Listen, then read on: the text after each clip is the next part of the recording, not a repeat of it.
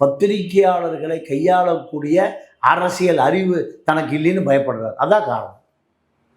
மோடியும் பத்திரிகையாளர் சந்திக்கிறது இல்லை, மோடியும் டெல்லி பத்திரிகையாளர் சந்திக்கிறதே இல்லை. அதே நிலைமை தான் விஜய். காரணம், மோடிக்கு பத்திரிகையாளர்கள் பதில் சொல்லக்கூடிய அரசியலோ ஆற்றலோ இல்லை. அதே நிலைமை தான் விஜய்க்கு. இல்லை, இதில் ஆளுங்கட்சி சதி, ஆளாத கட்சி சதி, இதெல்லாம் பொதுவாக நம்ம ஒரு முத்திரை குத்திட முடியாது.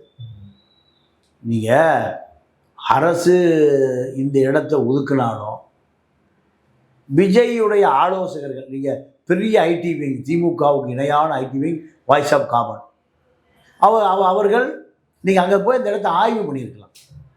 விஜய்க்கு வரக்கூடிய கூட்டத்தை இந்த இடம் சமாளிக்குமா?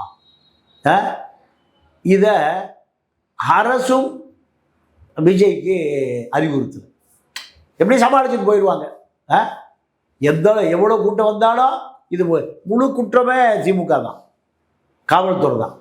காவல்துறை திருச்சியில் நடந்த அந்த பேரிகார்டு உடைப்பு, மரக்கடைக்கு போகிறக்கான 5 மணி நேரம் தாமதம், இதெல்லாம் அப்போவே விஜய்க்கு இது வழக்கு போட்டிருக்கும். சட்ட ஒழுங்கை கெடுக்கிறாங்க, பிரேக்கிங், ரயில்வே ஸ்டேஷனுக்கு போக முடியல, விமான நிலையத்துக்கு போக முடியல. கரூரில் நேற்று அதே கதை தான். அப்போ இதெல்லாம் திமுக என்ன நினைக்குதுன்னா, அவரை நம்ம சீண்டக்கூடாது, சீண்டினால் திருப்பி சீண்ட ஆரம்பிச்சிருவார். அதனால் இது திமுக அதிமுக ஒரு அண்டர்ஸ்டாண்டிங். அதே கொள்கை எங்கே அப்ளை பண்ணுறாங்க?